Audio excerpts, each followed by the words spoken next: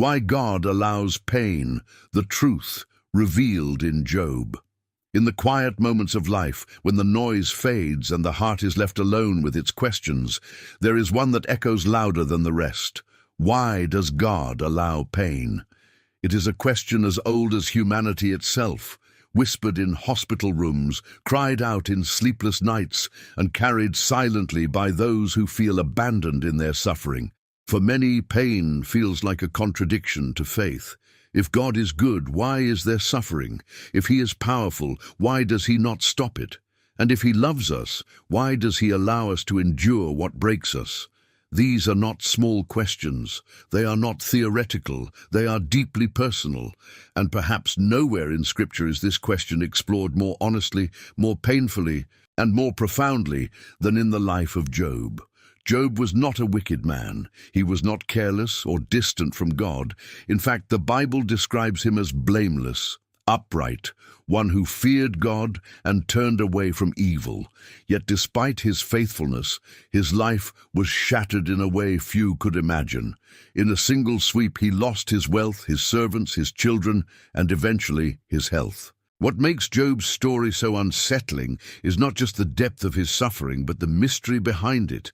Job did nothing to deserve what happened to him. There was no hidden sin, no secret failure. His pain was not punishment. And that is where the tension begins. Because if suffering is not always a consequence of wrongdoing, then what is its purpose? This is where the book of Job becomes more than a story. It becomes a mirror reflecting the deepest struggles of the human soul. It confronts the simplistic belief that good things happen to good people and bad things happen to bad people. It forces us to wrestle with a God whose ways are higher than our understanding and whose purposes often remain hidden in the midst of our pain. But within this struggle, there is also revelation. The story of Job does not give easy answers, but it gives something far more powerful: truth. It shows us that pain is not meaningless. It reveals that suffering can exist alongside divine love. And it invites us to trust God, not because we understand everything, but because He is sovereign even when we do not see the full picture. If you have ever felt like your pain has no purpose, if you have ever questioned why God seems silent in your suffering, or if you have ever wondered whether your trials mean that God has forgotten you, then Job's story is for you. Because hidden within his suffering is a truth that has the power to transform how you see your own pain, not as a curse, but as part of a greater story that is still unfolding. Pain is not always punishment. The first truth. Job reveals one of the most dangerous misunderstandings about pain is the belief that it is always a result of something we have done wrong. This idea is deeply rooted in human thinking. We like cause and effect. We like to believe that if we live correctly, we can avoid suffering. And when pain comes, we instinctively search for a reason within ourselves. What did I do wrong? Where did I fail? Why is God punishing me? This was the exact assumption made by Job's friends. When they saw his suffering, they were convinced it had to be the result of sin. In their minds, God was just, and therefore suffering must be a form of punishment. So they began to accuse Job, urging him to confess some hidden wrongdoing. But what makes their argument so powerful is also what makes it so wrong. Because it sounds logical, it aligns with a human sense of justice, but it does not align with the truth revealed by God. From the very beginning of the story, we are given insight that Job himself does not have. We see a conversation in heaven where God speaks of Job's righteousness. There is no accusation against him, no hidden sin. In fact, it is precisely because of his faithfulness that he becomes the focus of the test. This alone shatters the idea that pain is always punishment. Job's suffering was not a consequence of failure. It was not God's anger directed at him. It was something far more complex, something that existed within a spiritual reality beyond human understanding. And this is where many people struggle, because we want clarity, we want a direct answer. But the truth is that not all pain can be traced back to a simple cause. Sometimes suffering exists within a larger purpose that we cannot immediately see. This does not mean that sin never brings consequences. It does. But the story of Job forces us to expand our understanding. It shows us that there are times when pain enters the life of a faithful person, not as punishment, but as part of a deeper process. A process that may involve testing, refinement, or even a demonstration of something greater than the individual themselves. Think about your own life for a moment. How many times have you assumed that something went wrong because you failed? How often have you carried guilt for things that were never your fault? This belief can become a heavy burden, one that distorts how you see both yourself and God. Because if you believe that every hardship is punishment, then you begin to see God as someone who is constantly looking for reasons to correct you, rather than a father who walks with you even in suffering. Job's story confronts this mindset head-on. Despite losing everything, Job initially refuses to curse God. Instead, he says, "The Lord gave and the Lord has taken away. Blessed be the name of the Lord." This is not a statement of blind acceptance. It is a declaration of trust in the midst of confusion. Job does not understand why he is suffering, but he refuses to reduce God to a simple system of reward and punishment. And that is a lesson many people need to hear today.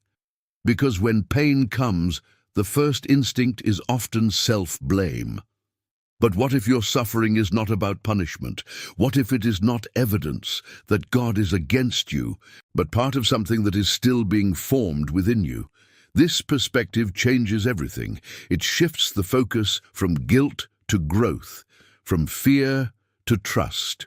It allows you to endure hardship without the added weight of believing you deserve it.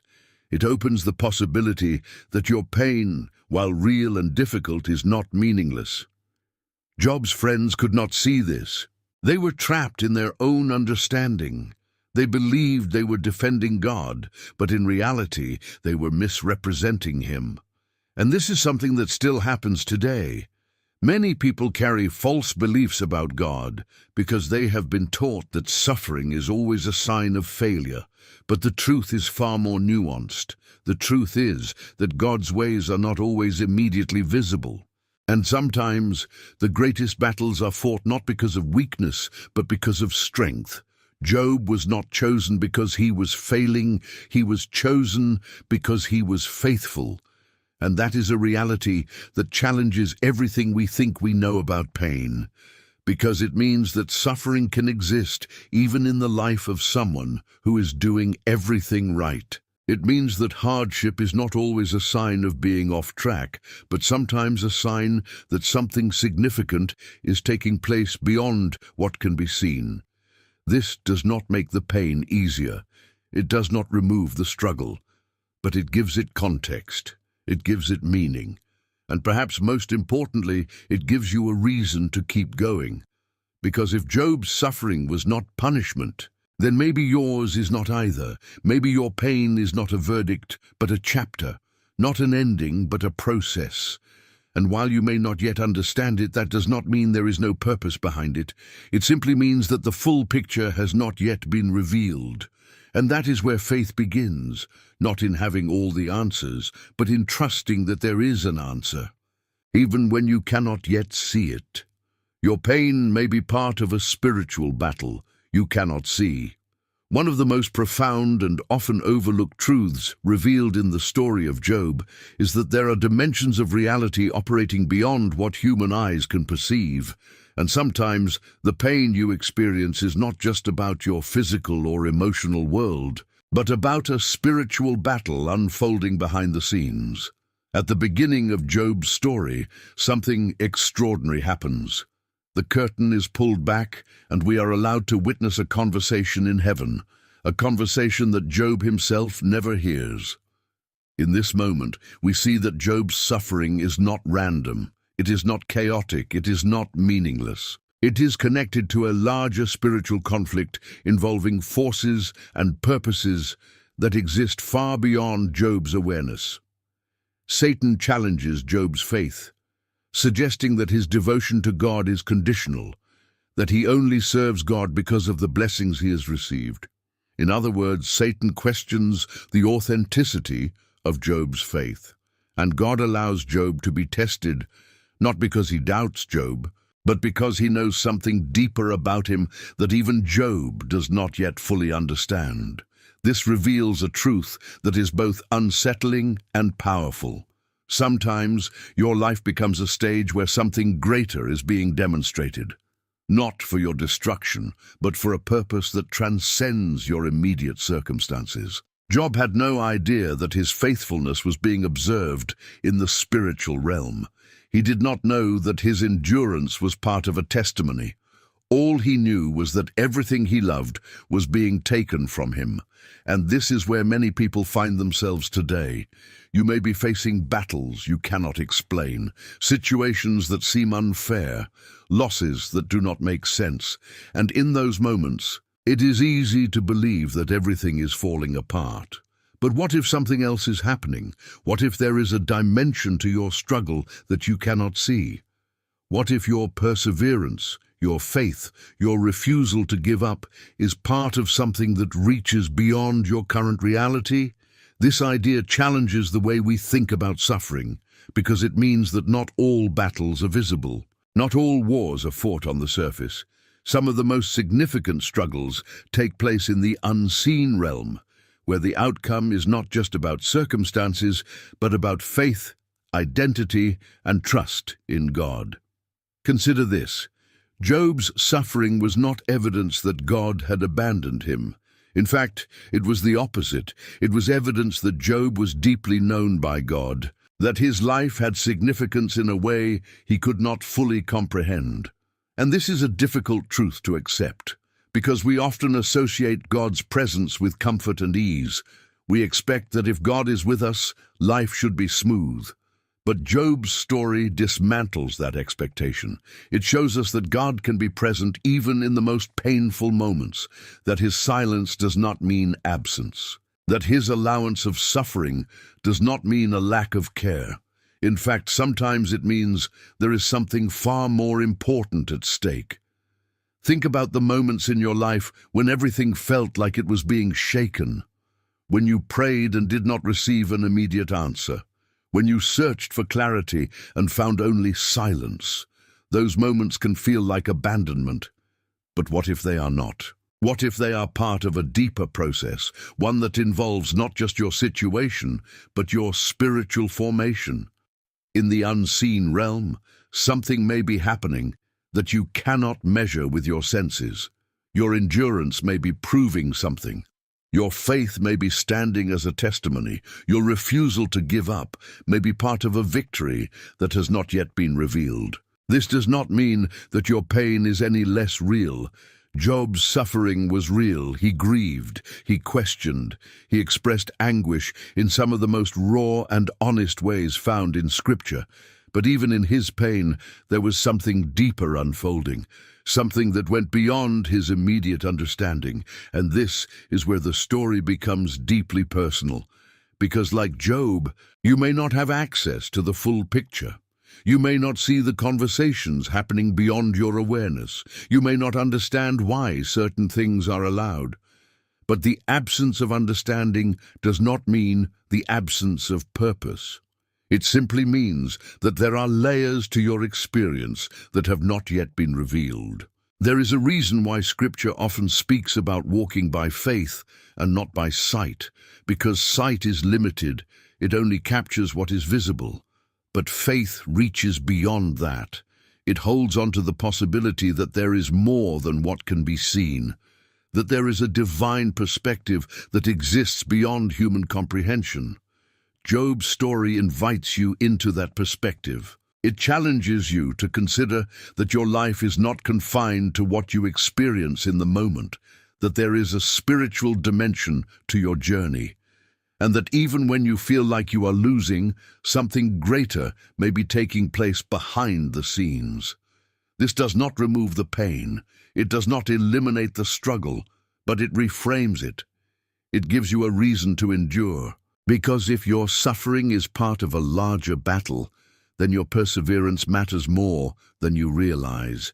Your faith is not insignificant. Your endurance is not wasted. It is part of something that carries weight beyond what you can currently see. Job never knew the full details of what happened in heaven. Even at the end of his story, God does not explain everything.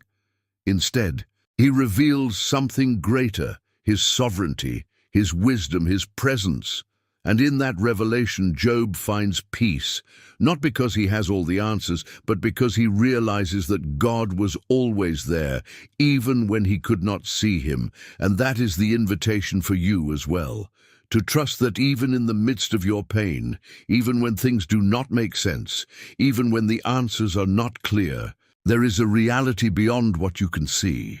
A reality where your struggle is not meaningless, where your faith is not unnoticed, and where your story is part of something far greater than you can currently imagine. God uses pain to reveal what comfort hides.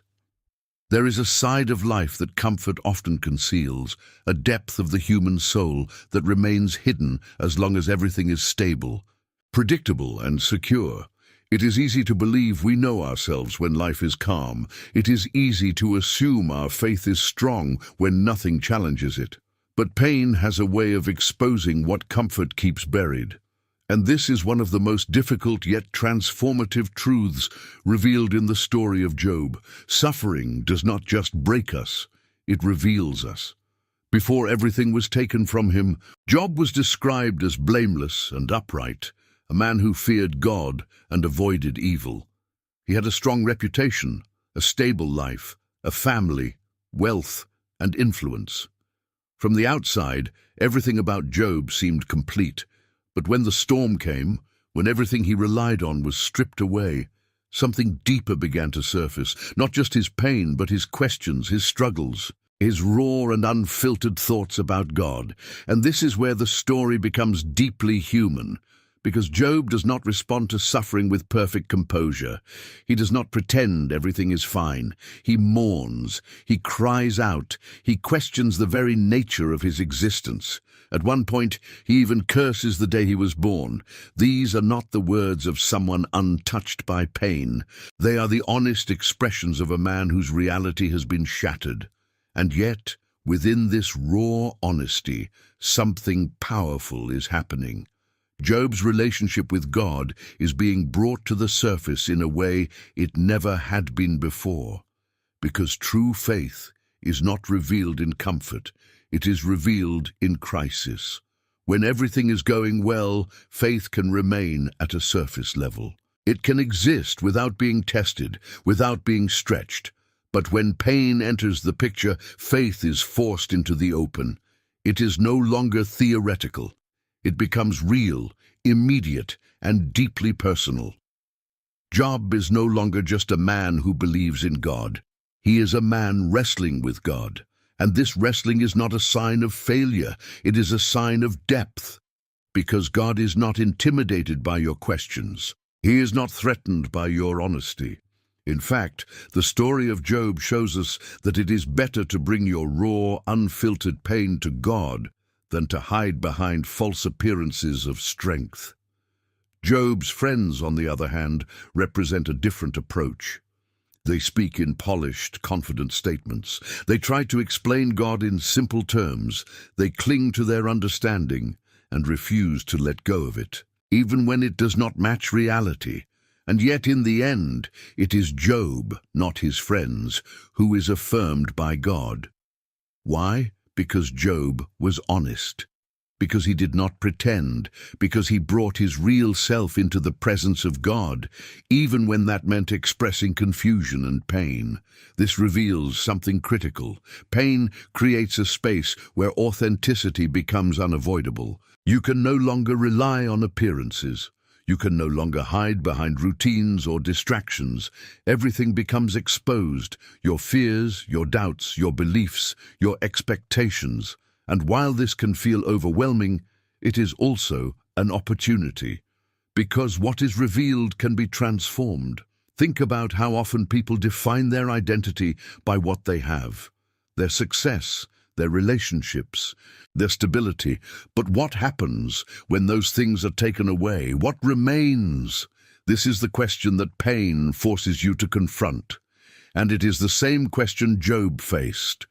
When everything external was removed, Job was left with nothing but himself and God. And in that space, something deeper began to emerge. Not a shallow faith based on blessings, but a deeper awareness of who God is beyond circumstances. This process is not comfortable. It is not easy. It involves facing parts of yourself that you may have ignored. It involves letting go of assumptions that no longer hold. It involves sitting in uncertainty without immediate answers. But within this discomfort, there is growth, because pain strips away illusions. It removes the layers that hide the truth. It forces you to see things as they are, not as you wish they were. And in doing so, it creates the possibility for something new to be built.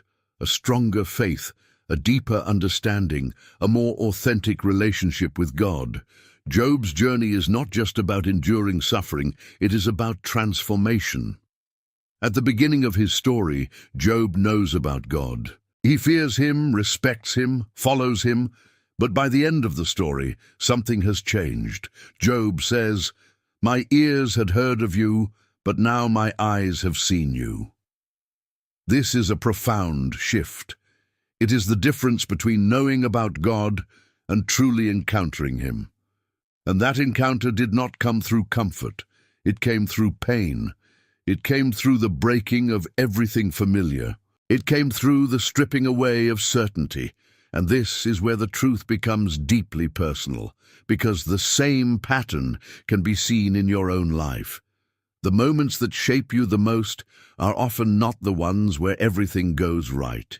They are the moments where everything feels uncertain, where you are forced to confront who you are and what you believe, where you can no longer rely on what once gave you security.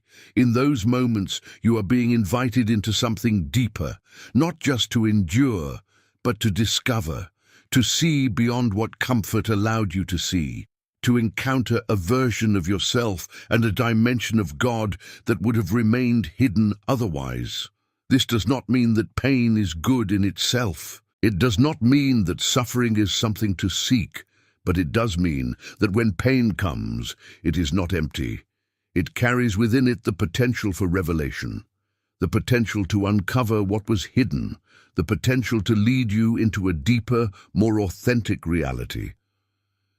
Job did not come out of his suffering the same person he was before. He came out with a deeper understanding, a transformed perspective, and a relationship with God that had been refined through fire. And that is the paradox of pain. It breaks you, but it also reveals you. It exposes what is fragile, but it also uncovers what is strong. It takes away what you thought you needed, but in doing so, it opens the door to something greater, something that cannot be shaken, something that remains even when everything else is gone. And that is a truth that only pain can reveal. God's silence does not mean his absence, the hidden presence in suffering. One of the most painful aspects of suffering is not just the pain itself, but the silence that often accompanies it. It is the feeling of praying and hearing nothing in return. It is the sense of calling out and receiving no immediate answer. It is the heavy, quiet space where God seems distant, unreachable, or even absent. And this is exactly where Job found himself. After losing everything, Job cries out repeatedly. He questions, he pleads, he searches for God in every direction. At one point he says that he looks to the east, but God is not there. To the west, but he cannot find him. To the north and south, but still no answer. This is not the voice of someone who has lost faith. It is the voice of someone desperately trying to hold on to it in the midst of silence. And this is a reality many people experience but rarely talk about openly, because we are often taught that if we have faith, God will respond quickly, clearly, and consistently. But the story of Job reveals something different. It shows us that there are seasons where God remains silent, not because he is absent, but because his presence is operating in a way that is not immediately visible or audible. This distinction is critical, because if you interpret God's silence as absence, it will lead you into despair. You will begin to believe that you are alone, that your prayers are unheard, that your pain is unnoticed. But if you understand that silence does not equal absence, then something shifts. You begin to realize that just because you cannot perceive God's activity does not mean he is not at work. In Job's case, God was present the entire time. He was aware of every detail. He had set boundaries on what Job would endure. He had not abandoned him. And yet, from Job's perspective, it felt like silence. This reveals a gap between divine reality and human perception. What is happening in reality is not always what it feels like in experience. And this gap is where faith is tested. Because faith is not just about believing when things are clear, it is about trusting when they are not. It is about holding on to the possibility that God is present even when you cannot feel him. Think about how difficult that is, to continue trusting when there is no immediate response, to keep believing when the situation does not change, to remain anchored when everything around you feels uncertain. This is where many people struggle. Because silence can feel like rejection. It can feel like indifference. It can feel like abandonment. But Job's story invites you to reinterpret that silence, not as a sign that God has left, but as a space where something deeper is unfolding. Sometimes silence is not the absence of God. It is the environment where a different kind of relationship is formed. A relationship not based on constant reassurance, but on trust. A relationship that does not depend on immediate answers, but on a deeper confidence in who God is. Job continues to speak, continues to question, continues to express his pain. And yet, despite the silence, he does not completely let go of God. There is a tension within him, a struggle between despair and hope. And within that tension, something powerful is taking place. Because Job is learning to trust God not just for what he gives, but for who he is. This is one of the hardest lessons in life. To trust God not because everything is going well, but because you believe in his character even when circumstances suggest otherwise. To believe that he is good even when life feels painful. To hold on to his presence even when you cannot feel it. This kind of faith is not superficial. It is not built on emotion alone. It is forged in the fire of uncertainty. It is strengthened in the moments where nothing makes sense. And this is what Job is experiencing. The silence is not empty. It is shaping him. It is deepening his relationship with God in a way that comfort never could. And then, after all the questions, after all the waiting, after all the silence, God finally speaks.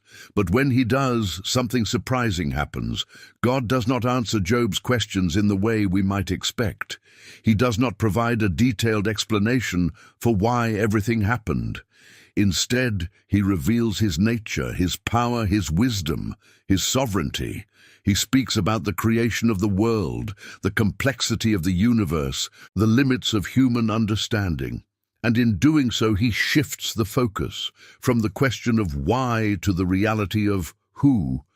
Because sometimes the answer to your pain is not found in a detailed explanation, but in a deeper encounter with God himself. Job realizes this, and his response is not frustration, it is humility, it is awe, it is a recognition that there are aspects of reality beyond his comprehension. And in that realization, he finds peace, not because everything has been explained, but because he has encountered God in a deeper way. This is the turning point, the moment where silence gives way to revelation. But the revelation is not what Job expected. It is something greater. And this is often how God works. He does not always give you the answers you want, but he gives you something more important, his presence. And that presence changes everything.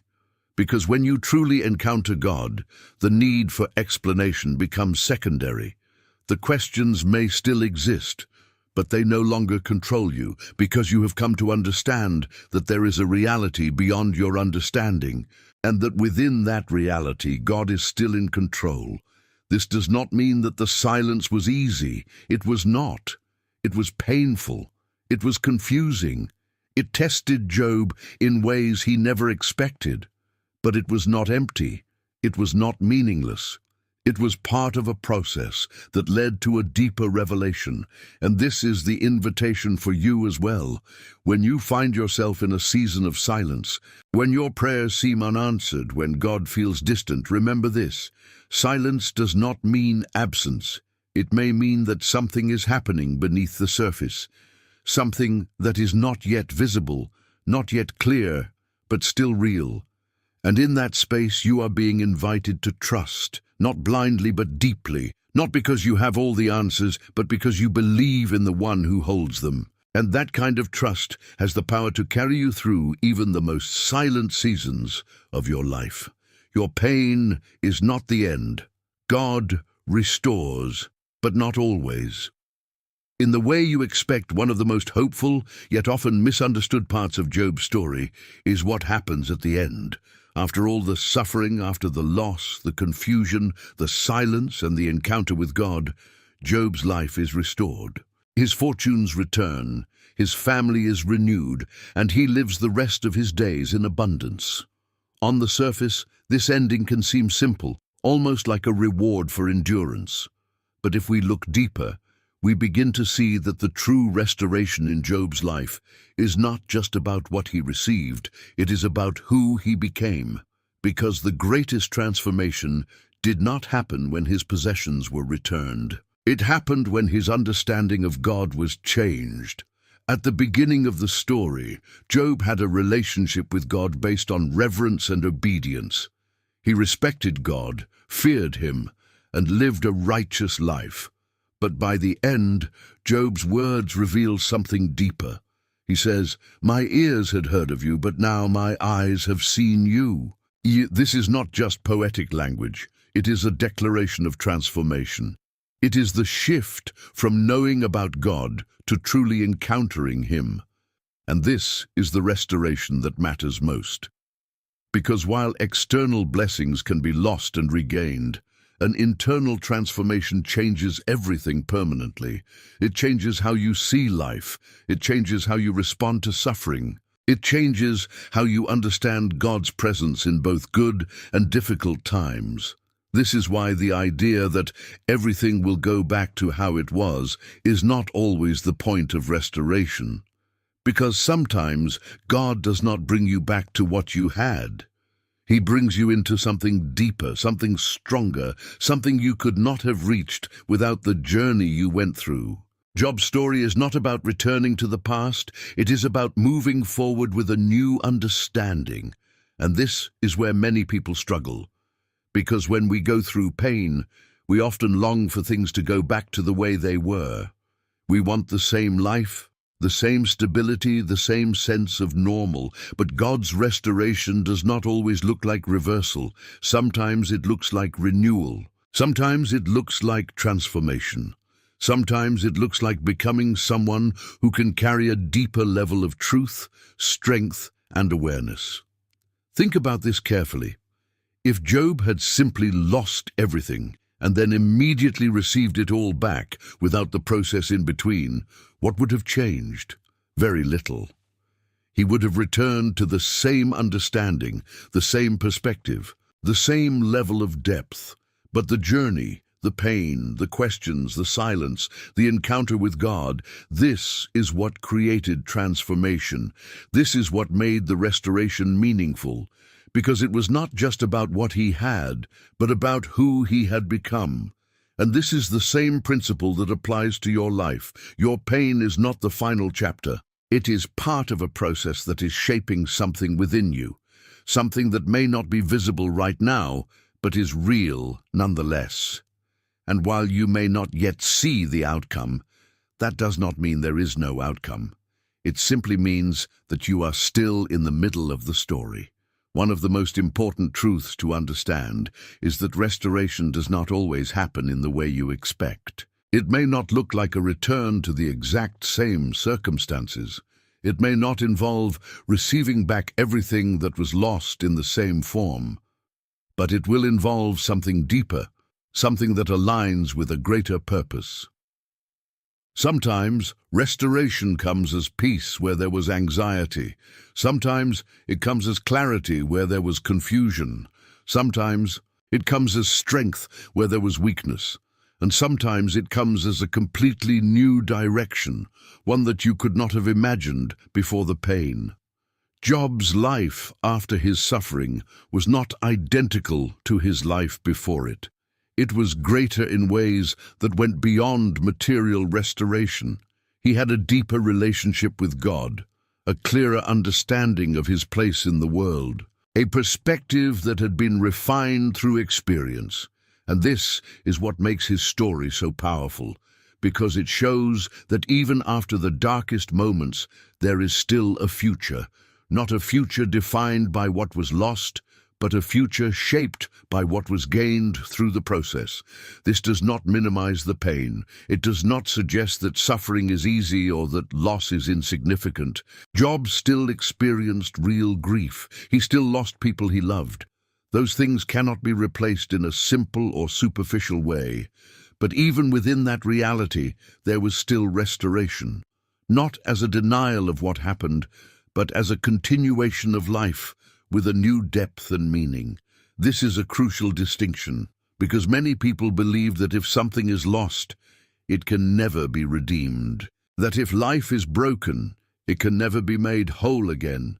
But Job's story challenges that belief. It shows that brokenness is not the end, that even in the aftermath of loss, something new can be built, something that carries the marks of what was endured, but is not defined by it. And this is where hope begins to emerge, not as a naive expectation that everything will be easy, but as a quiet confidence that your story is not over, that what you are going through right now is not the final word, that there is still more ahead, even if you cannot yet see it. Job did not understand everything that happened to him. Even at the end, there were unanswered questions, but he came to a place of peace, not because every detail was explained, but because he encountered God in a way that changed his perspective entirely. And this is the invitation for you as well, to trust that your pain is not the conclusion, but a chapter, to believe that even in the midst of loss, there is still the possibility of restoration, not necessarily in the way you expect, but in a way that aligns with something greater than what you can currently see. Because God's restoration is not about bringing you back to who you were. It is about leading you into who you are becoming. And that is a future that is still unfolding.